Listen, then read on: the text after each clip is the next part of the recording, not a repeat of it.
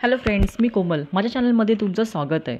तर आज RTEचा रिझल्ट हा वेबसाईटवरती अपलोड झालेला आहे. तर आज आपण पाहणार आहोत की हा रिझल्ट आपल्याला कसा पाहायचा आहे. यासाठी तुम्हाला जी आपली वेबसाईट आहे त्या वेबसाईटवरती लॉग इन करायचं आहे, स्टुडंट्स लॉग इनच्या. आणि त्यावरती तुमचा ॲप्लिकेशन नंबर तुम्ही टाईप करा. त्यानंतर तुमचा जो काही पासवर्ड असेल तो तुम्ही पासवर्ड इथे टाईप करू शकता. आणि त्यानंतर इथे पहा तुम्हाला एक कॅप्चा दिसतो आहे. तर हा जो कॅप्चा आहे तो तिथे तुम्हाला ॲड करावा लागेल.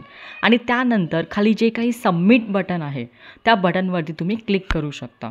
सो तुम्ही एकदा का त्या सबमिट बटनवरती क्लिक केलं की त्यानंतर हे जे पोर्टल आहे तिथे तुम्ही लॉग इन व्हाल.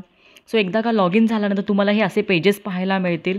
आणि यामध्ये पहा जे ॲडमिट कार्ड आहे त्याच्यावरती तुम्हाला क्लिक करायचं आहे. तर जर का तुमच्या मुलाचा ह्या लॉटरी सिस्टममध्ये नंबर लागला असेल तर त्याला कोणते स्कूल्समध्ये त्याचा नंबर आलेला आहे तर त्या स्कूलची ते नेम्स दिसतात.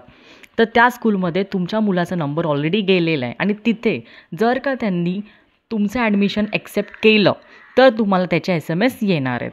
म्हणजेच SMS हे तुम्हाला मंडे किंवा ट्यूसडेपासून हे सुरू होतील. आणि आत्ता सध्या तुम्हाला हे रिझल्ट्स पाहायला मिळतील की तुमच्या मुलाचं ॲडमिशन म्हणजे ॲटलिस्ट लॉटरीमध्ये तुमच्या मुलाचा नंबर लागला आहे की नाही. तर हा रिझल्ट तुम्ही या पोर्टलवरती अशा प्रकारे पाहू शकता. आणि इथे जसं की आता हे ब्लँक दिसतं आहे, याचा अर्थ काय आहे की तुमच्या मुलाचं आता सध्या या लॉटरीमध्ये नाव आलेलं नाही आहे. पण दुसरा किंवा तिसरी जी लॉटरी लागेल त्याच्यामध्ये त्याचं नाव येऊ शकतं. सो ही इन्फॉर्मेशन तुम्हाला जर आवडली तर प्लीज शेअर करा, लाईक करा आणि माझ्या चॅनलला सबस्क्राईब करा. थँक्यू.